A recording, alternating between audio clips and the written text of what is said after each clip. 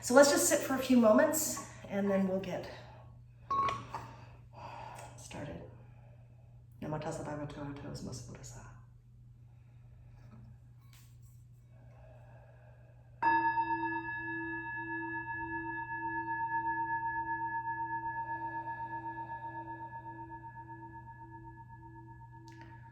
So remember, the first step is to get the alignment of your body just right. And then settle into it and begin to relax deeply, consciously. Let yourself just settle down onto the mat, the blanket, the floor, the earth below.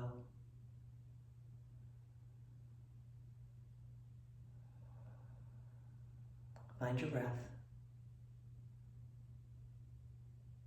Climb inside your own breath.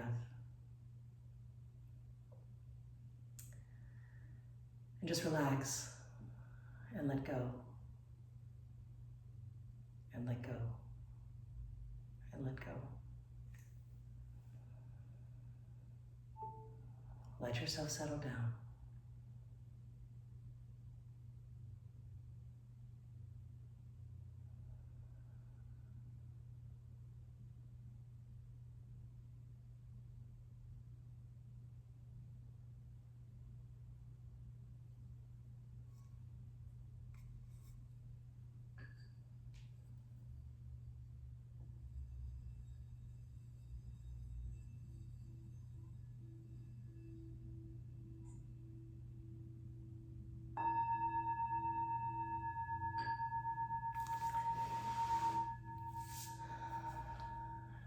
And then open your eyes or not.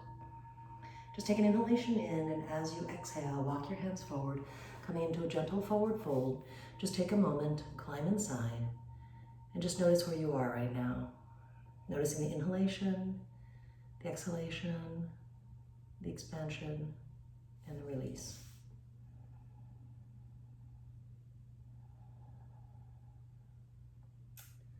And then come on up.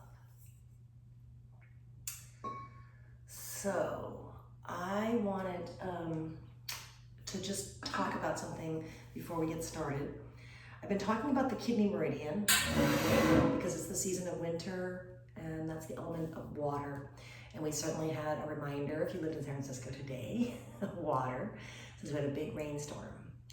So I've been focusing the last couple of classes on the kidney meridian that begins in your legs. It runs up the leg, it kind of ends up here at the clavicle. However, I want to talk today a little bit about the heart meridian, because the heart meridian starts from the heart. It starts sort of in the dip of the shoulder and it comes down the fingers toward the two little fingers, toward the pinky finger. And the reason I want to talk about the heart and the kidney together is that in Chinese medicine, we really see them as a very much a paired relationship. It's like the yin and the yang. Water is the yin and yang is the fire, and heart is the yang, and kidney and water is the yin. And in the Chinese medicine, these particularly flow together. In fact, if you ever get acupuncture, you will never get a heart meridian needling by itself. They don't ever really do that. They'll usually combine it with spleen, stomach, kidney, but the kidney relationship is very, very significant. And the way that I want to work with the yoga today is that the yin kidney meridian flows from that bottom of your foot, where the ball of the foot, sort of the middle of the foot, it travels up the inside and it moves upward, which is a yin movement. The heart meridian basically begins near where the kidney meridian ends. So the kidney meridian comes from the bottom of the foot, it comes internally in the legs, it does a little complicated thing inside the body, and then it runs up the front of the body, ending about the clavicle, right, where your clavicle bone is.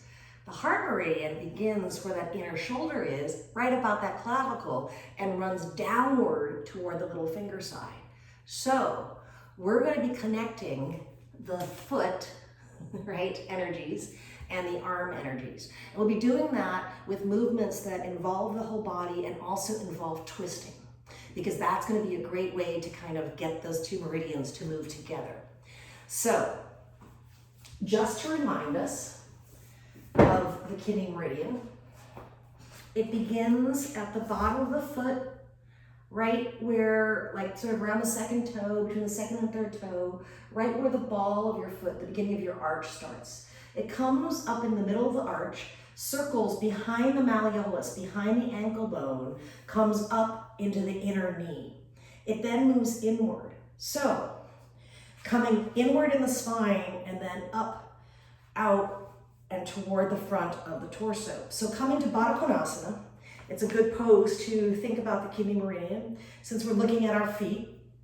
And for many of us, Baddha Konasana is such a perfect pose to undo sitting, undo anything that we have, the seated position, which internally rotates, closes the legs, and tends to sit us sort of forward and hunched over. Baddha Konasana opens the legs. The tendency for most of us is we tend to sit backwards on the tailbone more than the sit bone. So see if you can rotate the pelvis to sit forward, and then just even taking your hands, your thumb, just place it right into that spot of where the ball of the foot ends. That middle of the ball is just inside the big toe mound.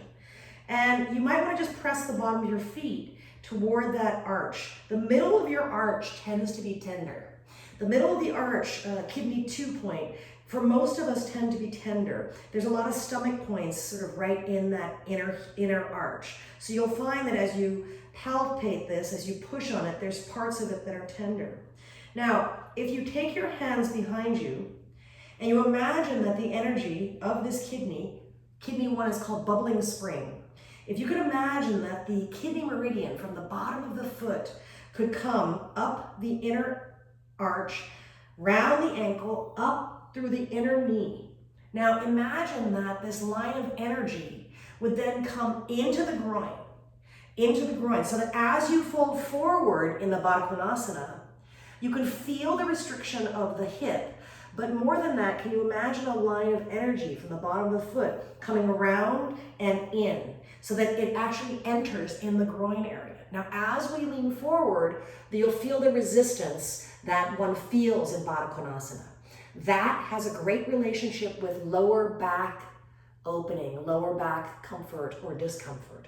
So this is a great pose for your lower back. Now, come on up. The tendency for most of us to teach Baddha Konasana is to try to get the feet closer into the body or to bring the body closer toward the feet. However, I just want to play with it a little bit. Move your feet forward slightly. The classic Baddha Konasana is with the feet, the heels toward the groin. Now move your feet out so that they're kind of forming a diamond shape in front of you. Then just lean forward. And as you lean forward, it might feel easier. There might be more opening in the groin for you to come forward. You'll feel the belly can relax more when the groin is open. You still may feel some resistance on the inner or outer groin. Typically in the outer bum or the inner groin is where the resistance comes. And again, you can feel that connection of the bottom of the foot toward the inner leg, toward the inner knee. You can really feel that in this pose. Now, as you come up, you're now going to take the feet further forward. So before we had sort of an equilateral diamond shape, now we're taking it more where the tall points are longer than the side points. Now, as you lean forward, if you feel anything in the knee, stop. Do not press the knee, especially the outer knee.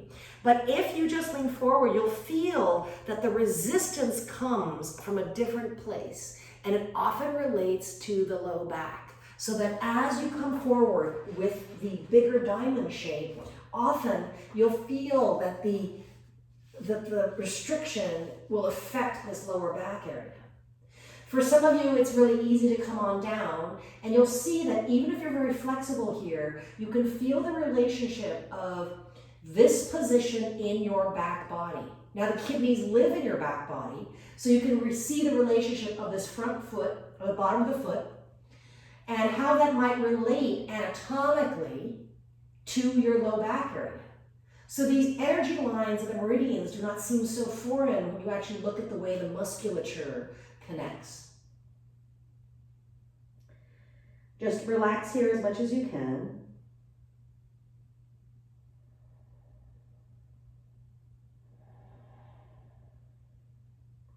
And then come on up. Now, taking your legs to Dandasana for a moment, just to remind us in the hips, we're going to do Agni Stumbhasana, a fire log. So take your right leg, this is my right leg, you'll bring the shin toward parallel with the edge of your mat, and then the other shin bone on top. So that you're not coming inward at all like Sukhasana, easy pose, but you're just coming with the two stacked logs. If this is easy for you, you can move the feet outside of the legs so that they're just really stacked, so that this is not coming in at any point, but just really stacked. Some people end up looking like this. If you are like this, do not lean forward. You'll feel already a lot of action in this outer hip. If it's easy for you, just lean forward.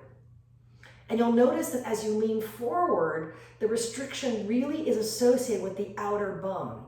So you can see how the inner groin and the outer bum can be related into the opening of the leg. So again, this relationship of the back body, the leg, the hip, can relate physically to what's going on in muscles, bones, and ligaments, as well as the energetic.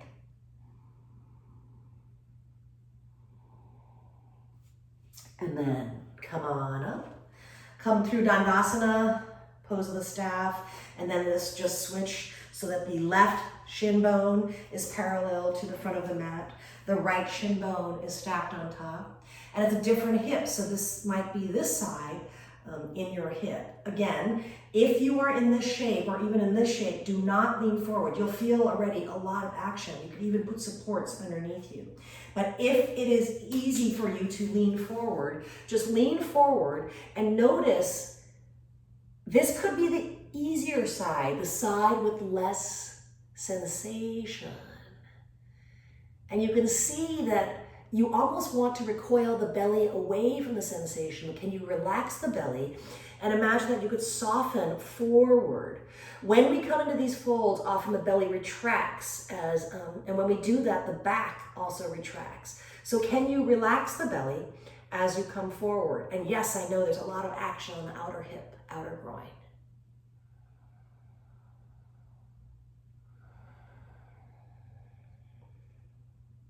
And then come on up. Take your legs to Dandasana for a moment. And now, we're going to do something with a bolster and the wall.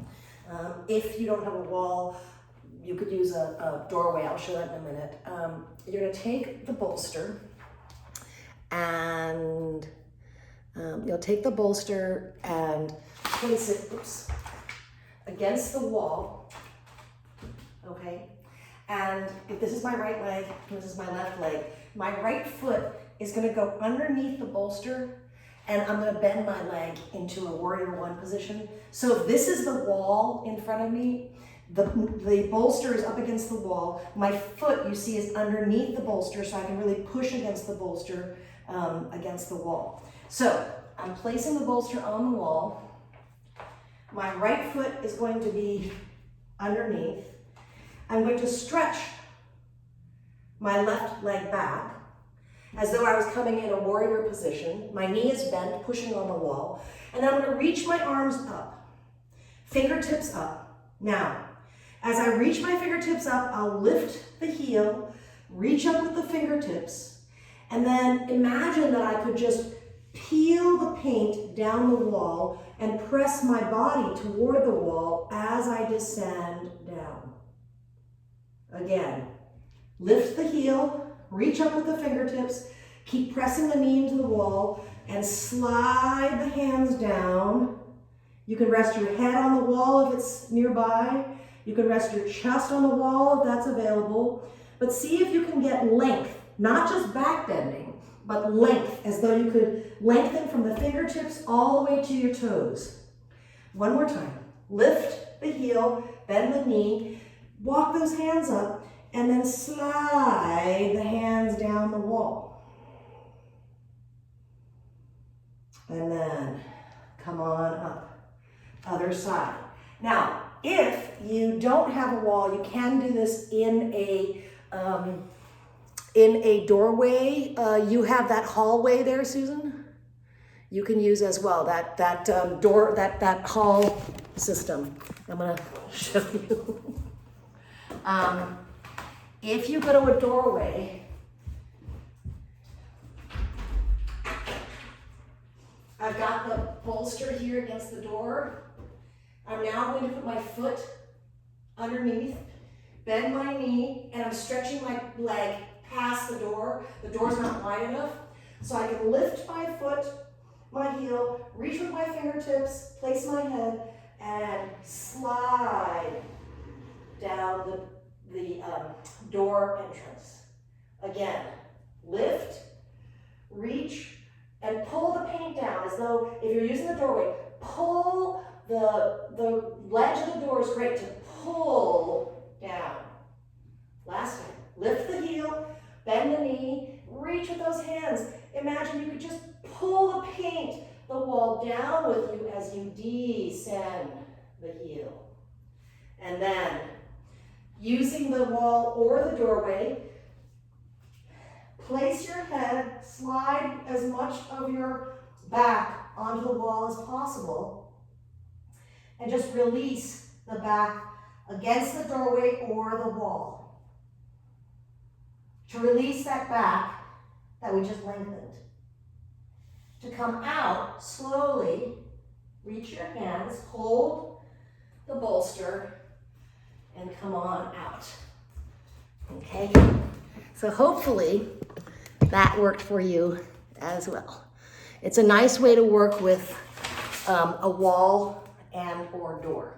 Now, you're going to take the chair against the wall or the doorway, get rid of the bolster,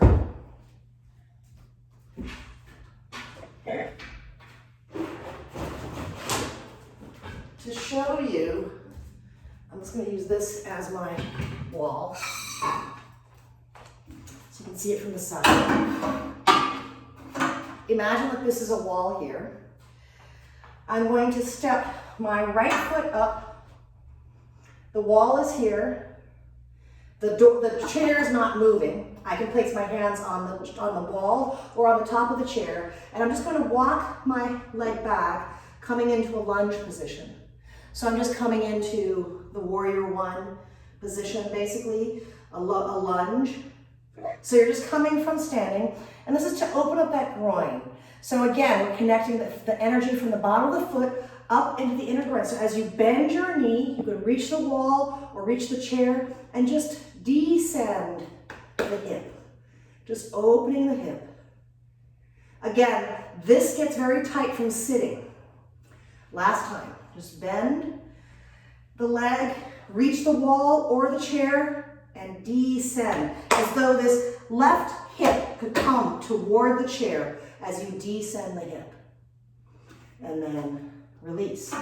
Second side, take your left leg onto the seat of the chair, bend the leg, hold either onto the wall and descend the hip, or hold the back of the chair and descend, as though your right hip could reach the chair as you bend your leg. Two more.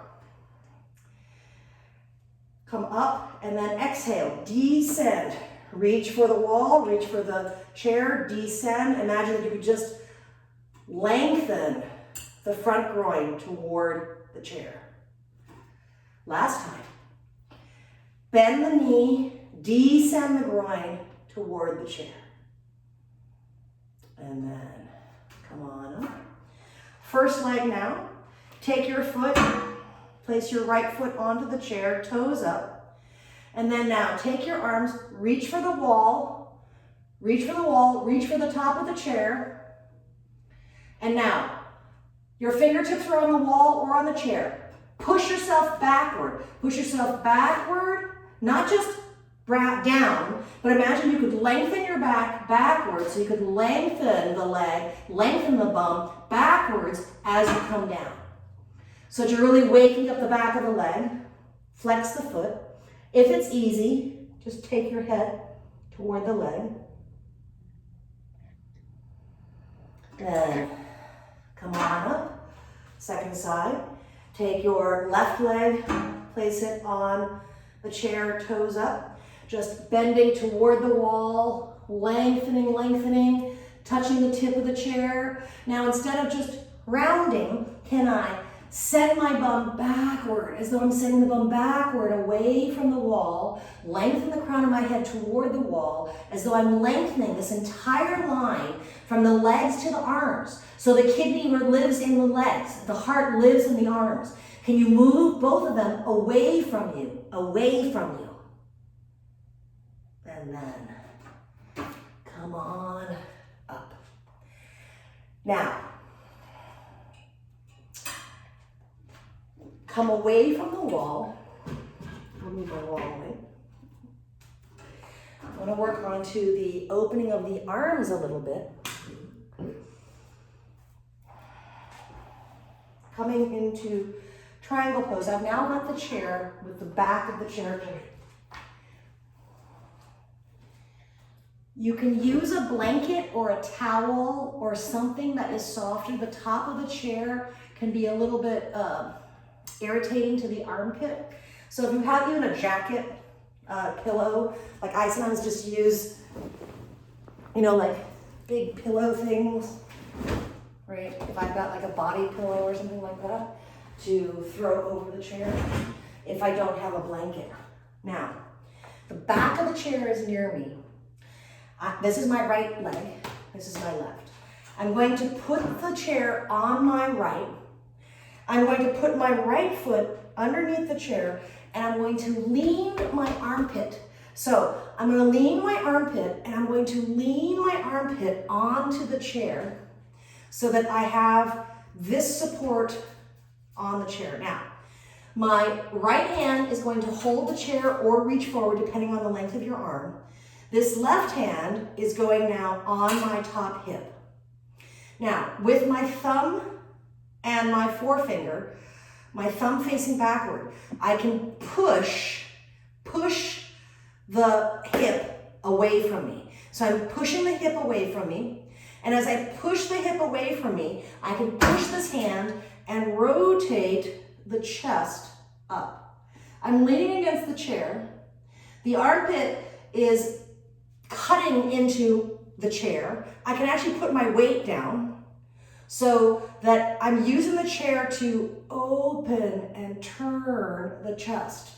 And that as I push my hand away, that this hip has room to open.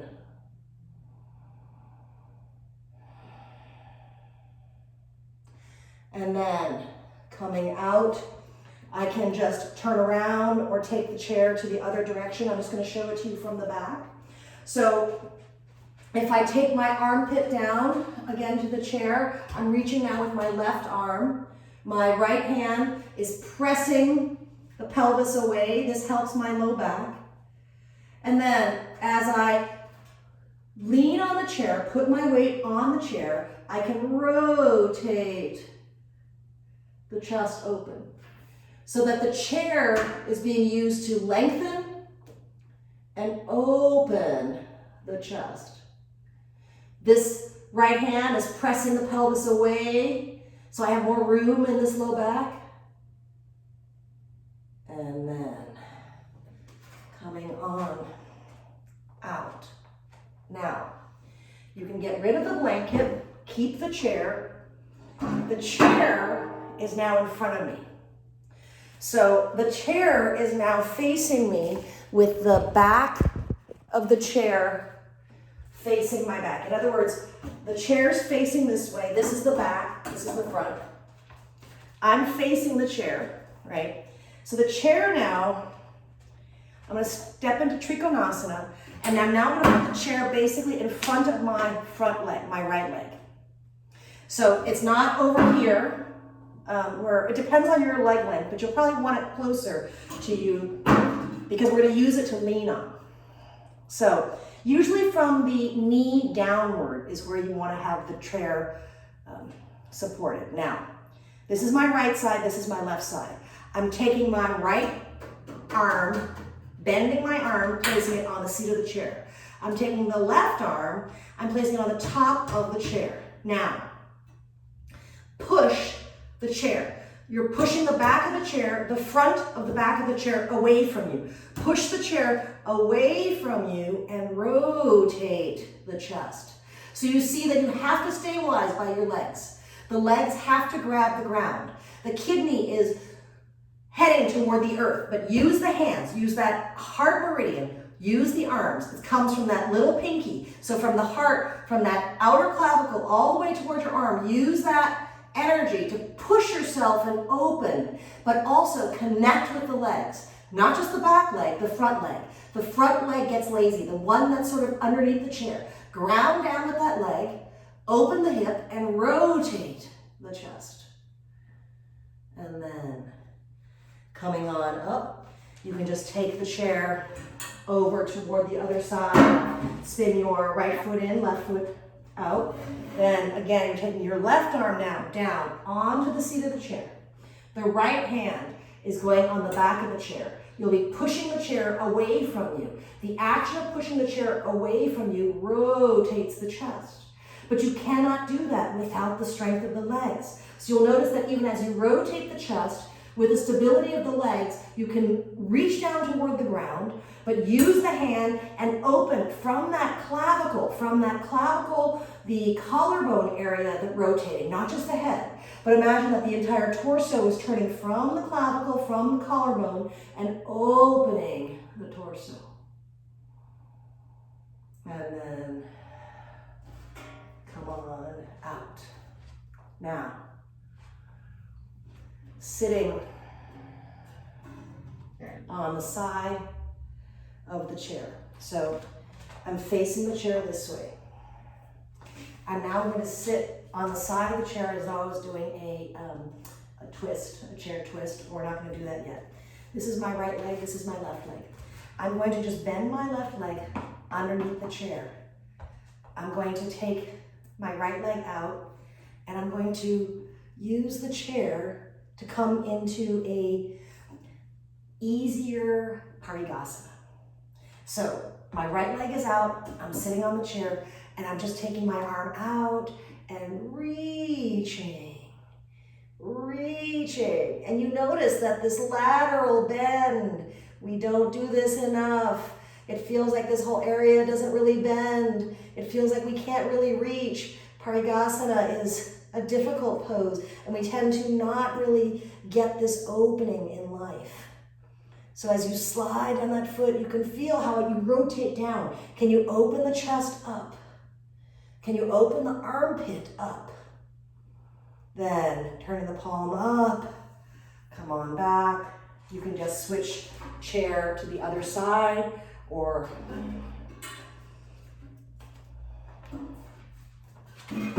so now my right foot is under, my left foot is out. I'm going to slide my left hand down the leg and take the right arm and go up and over and feel this nice opening of this whole side body. So when I say from the armpit to the tips of your pinkies, you can really feel how this feels to open that side body. And then come on up. Now, you have a chair. We're going to do that pose again, but from the ground. For some of you, the knee may need something on. I just put a blanket down for the knee just to be more comfortable. If you have carpet, you may be fine, but sometimes the knee can burn a little bit. Now, I'm going to take my belt. I'm going to take it on the top of the chair. Most chairs, even dining chairs, have a loop or somewhere you can go through, or they have a section on the side that you can go through. So even if it's on the side, that's okay, okay? Now, this is my right side, this is my left side. I'm going to be on my left leg, my right foot is underneath the chair. I'm going to now slide my right arm on the chair. Now this belt, I'm going to grab with my left arm and open, use it to open the chest. Don't take it all the way down. If you take it all the way down here, you'll get stuck and you can't really rotate. But if you can take it with some length, can you turn backwards? Can you open the side body and look backwards so that you just have enough room to rotate? You're holding onto the chair so you won't fall over. And release. And then again, can I come down any amount and rotate, open.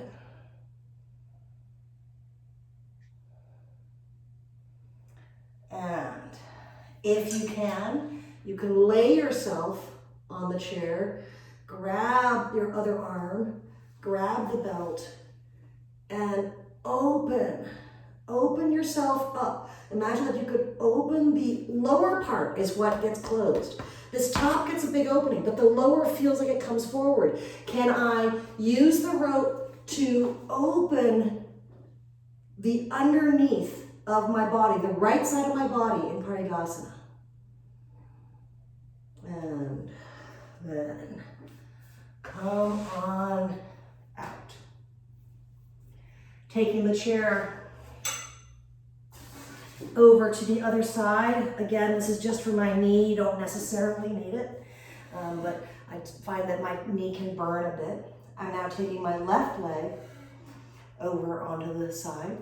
I'm now going to lean down on my left arm, take this right arm, grab the belt, and even if I can grab it all the way down, I want to give myself some room to rotate and open the chest, because this upper chest is one thing, but the lower chest feels really squished. So can I rotate and get this bottom waist to turn? Then I can take even lower if I want to, if I feel that I can get more arm lifting and rotating back. Can I even look backward? Can I turn so much that I could see the back wall? And then the last time, I can even take my body across as though I could lay myself down, taking the other arm up and over. I could just stay here, or I could grab this belt. And again, can I use this to turn backwards, so that I can imagine laying my back on that left leg. And then coming back. Just sitting in Vajrasana for a moment. Just getting my bearings. Now, this belt. You are now going to take the belt. If you don't have a chair, that has a top opening, it may have a side opening. Okay, so you can either keep it on the top, or if you have a side opening, you could take it over to the side. And now, I'm sitting in Vajrasana on my knees, facing the chair. I'm now going to take the belt is on the right side of the chair. I'm going to turn and grab my arm. I'm going to bring myself up toward the chair. I'm taking this behind my back, grabbing the chair, and now I'm using the chair back to hold me as I rotate and turn. So I can turn with my eyes or my head, or I can really turn with the section that is my arm is behind. So that as my arm is behind, it's in that kidney region, can I turn that area of the body, not just the shoulder, not just the head and neck, but can I turn where my hand is? Can I turn that any amount toward the chair? And then releasing, you can take the belt to the other side, or again, if it's in the middle, it still works. It just works a little bit better if you're on one side. Now taking the arm behind you, you're now grabbing onto the belt behind, using the chair to hold, and now rotate. Your arm is probably right at your floating rib. That's where the kidney lives. Can you take your arm and bring that kidney area forward? Not just the head, not just the neck, but can I bring that kidney area forward and rotate? And then release. Now, we're gonna do that in Marichyasana. So, you'll sit with your legs underneath the chair. You'll now bend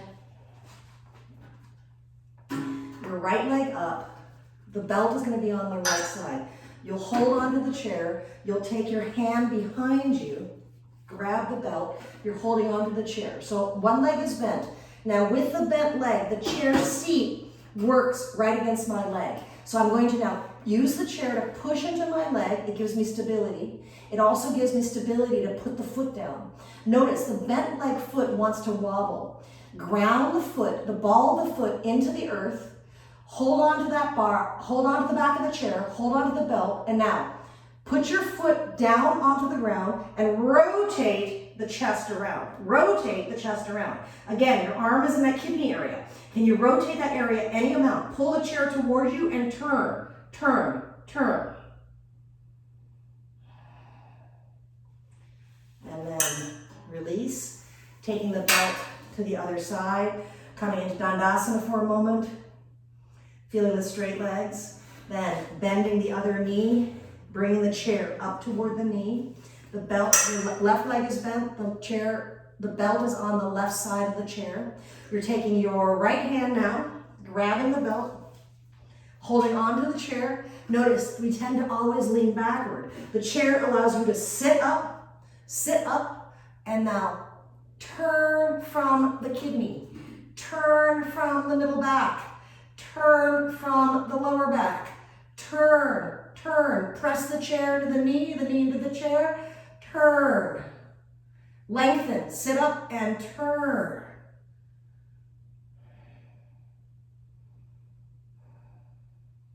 And then release. Now, bend your knees. You've got the chair in front of you. You're going to just take your legs up onto the seat of the chair, holding the seat of the chair, sit up. As though you were in a supported Navasana. Notice how that releases the back when you just begin to bring it forward, as though you're coming into a forward fold, bringing the belly toward the thighs, using the chair to pull yourself in, pulling yourself in.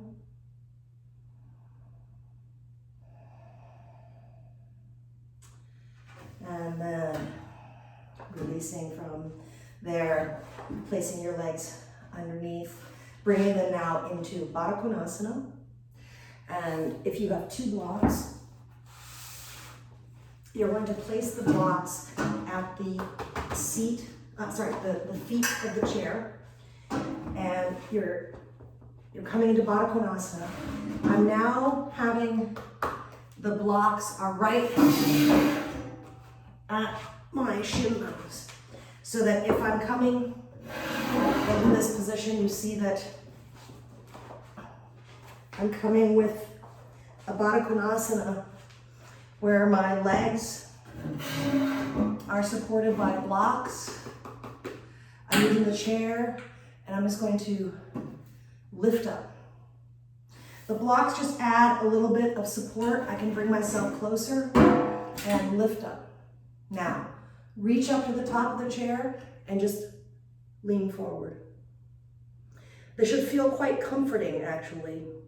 From the side, you'll see that the blocks hold my pelvis a bit. And as they hold the legs and pelvis, as I reach forward, this can feel very, very releasing to my low back area. We did a lot of twisting. Before I open the body, I just want to lengthen it even more. So just crawl up the top of that chair, like we did in the beginning. You're walking your fingertips up the wall. Can you lengthen and sit down? So imagine that you could reach with these fingertips as though the heart meridian were connecting through your fingertips toward the energy of the space above you. And then the leg meridian is coming in toward the body, as though from the legs toward the inner groin. You're lengthening and lifting so that the legs and the arms are still moving away from each other, creating space in the low back.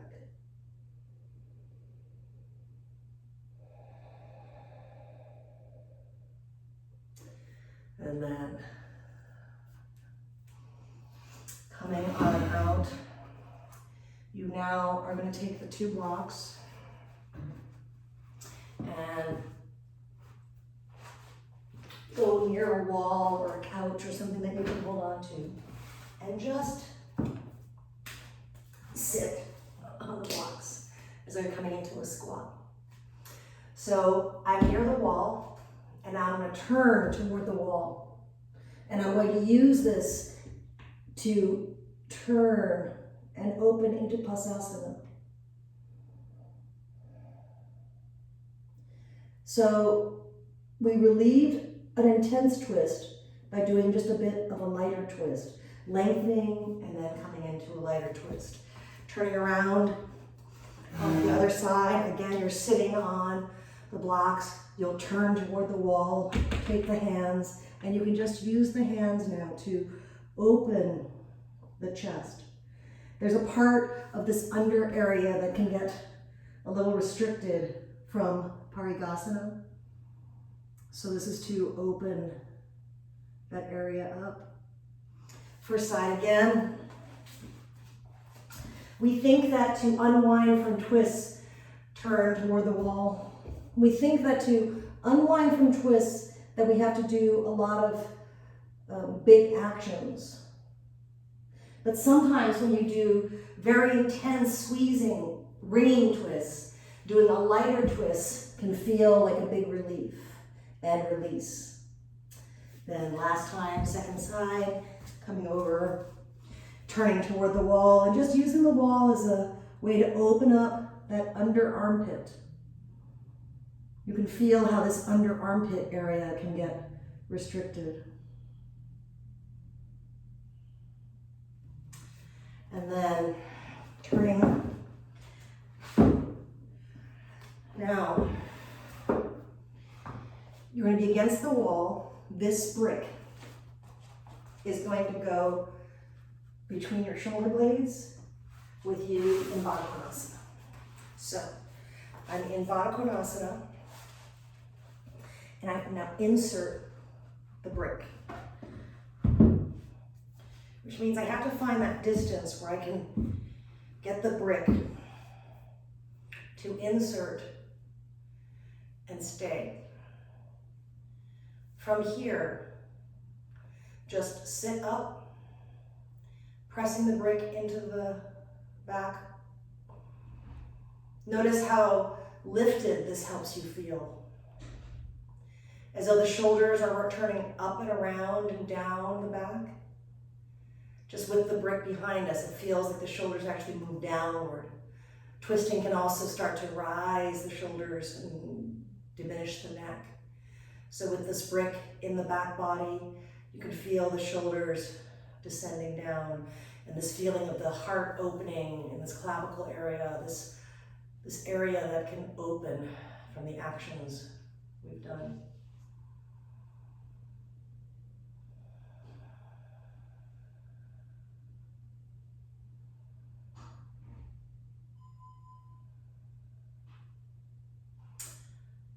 And then just holding onto the brick with one hand, begin to take your legs into Dandasana just for a moment if you can. Just stay with this brick in Dandasana. You'll see that the pelvis has to shift a bit to maintain this. It may even feel like it's lopsided now once you've converted from the bent leg to the straight leg. It's just a way that our body has discrepancies, and we don't unveil them until we start to practice.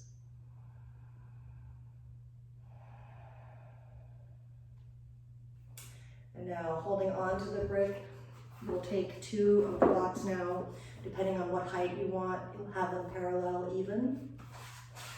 And be near the chair that you have.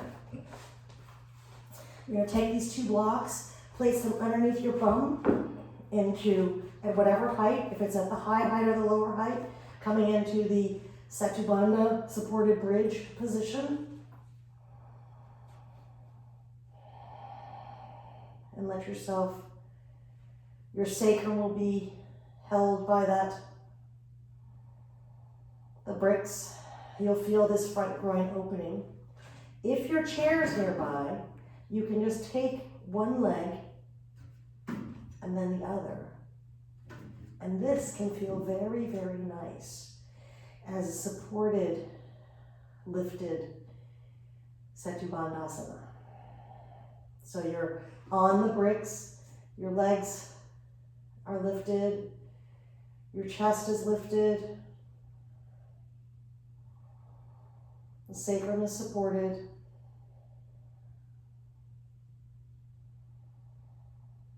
You can feel the front body receiving all this action of the back body.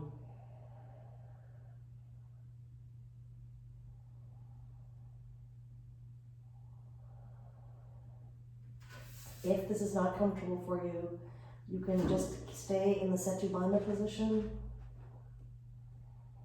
But I think for most people, having the legs lifted can be quite nice. Also for some, you may need to lift your shoulders so that it's not such a big back bend. That can also relieve some of the pressure. I find that with the legs lifted in the Setubandha position, it can feel very calming to my nervous system.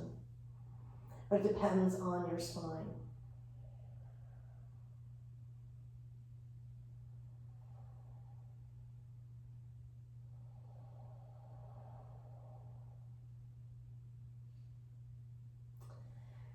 To come out, you'll bring your legs down off the chair. Just take a moment, feel the feet on the ground, then walk the feet in, lift the heels, lift the bum, take the blocks out, and then just slowly undulate down, because we've been in a bit of a back bend.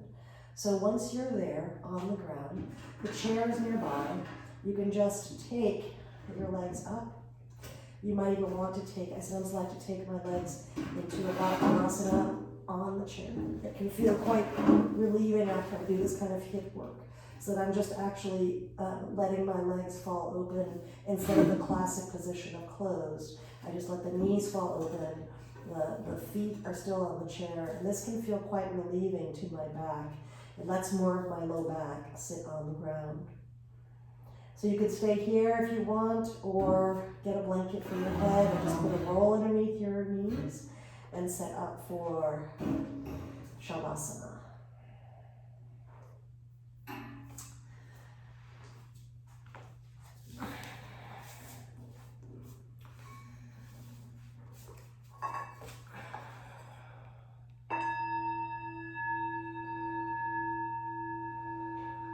Take a long, slow, soft, deep inhalation. And exhale completely. Feel the sensation of the breath moving in and down and in. Long, slow, soft, deep inhalation.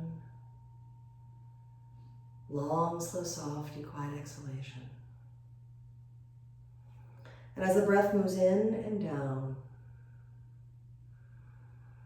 just bring your attention to the sensation of the breath. Noticing the inhalation, the exhalation, The inhalation, the breath of intention. The exhalation, the breath of action. Long, slow, soft, deep inhalation. Long, slow, soft, deep, quiet exhalation. And as the breath moves in and down and down and in, you can actually feel the organs of perception beginning to quiet. As though the skin of the face begins to soften, the tongue relaxes in the throat. The tongue actually descends away from the palate of the mouth. And as the tongue descends, the throat widens. Long, slow, soft, deep inhalation. Long, slow, soft, deep, quiet exhalation. And as the breath comes in and down and down and in, you can actually feel the organs of perception softening. As though the eyelids actually descending down, as though the eyelids actually grow heavy. The throat relaxes, the tongue descends. The teeth might even feel like they soften in the gums. Long, slow, soft, deep inhalation. Long, slow, soft, deep, quiet exhalation. And as the breath descends in and down and down and in, you can actually feel the sensations of the organs of perception beginning to quiet. As out of the mouth, the lips, the need to desire to talk, to speak lessens. The cheeks, the nose, the valley of the eyes, as though the eyes themselves could get quiet. As though the upper lid is actually chasing the lower lid, as the eyes recede away from the periphery, away from the outer world, as though the eyes themselves could draw back and in toward the seat of the heart, losing desire to look outward. Long, slow, soft, deep inhalation. Long, slow, soft, deep, quiet exhalation. And as the breath draws in and down and down and in, you can actually feel the muscles, the smallest bones in the ears, that even they become quiet and soften, as though the desire to listen lessens, as though the inner ear can listen past the sounds of the world, as though you could become so quiet, you can hear the song of your own heart as we slip sweetly into the stillness of Shavasana.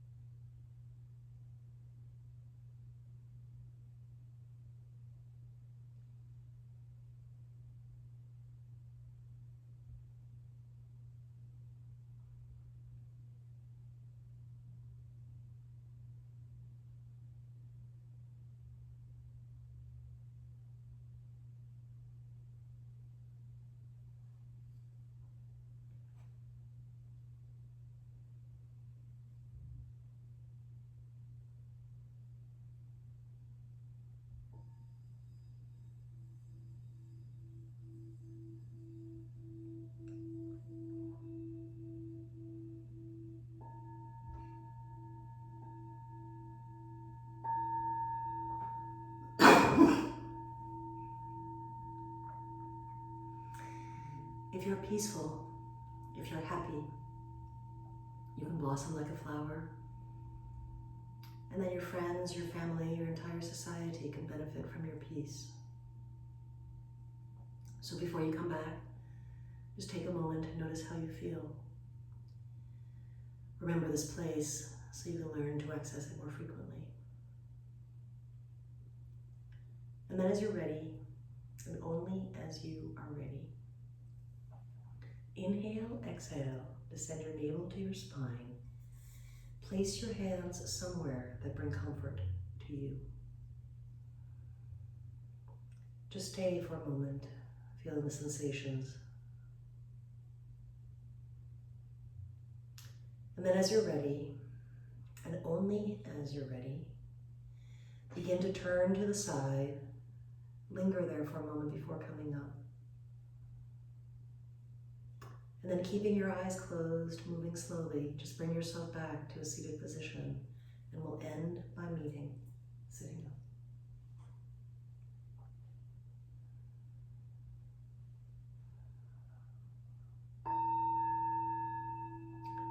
So remember, the first step is to get the alignment of your body just right.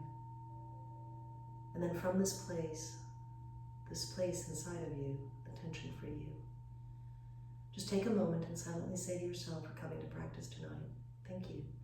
Thank you for coming. Extend your goodwill to everyone and everything, everywhere. Be the place where love flows through. It's good for others, and it's good for you. Drink deeply from all that life has to offer. Live thoughtfully as we walk amongst each other.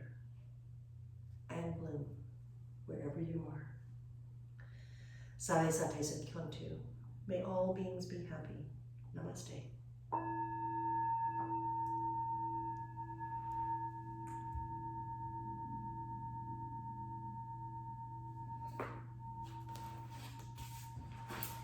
Thank you very much for coming. I hope there was something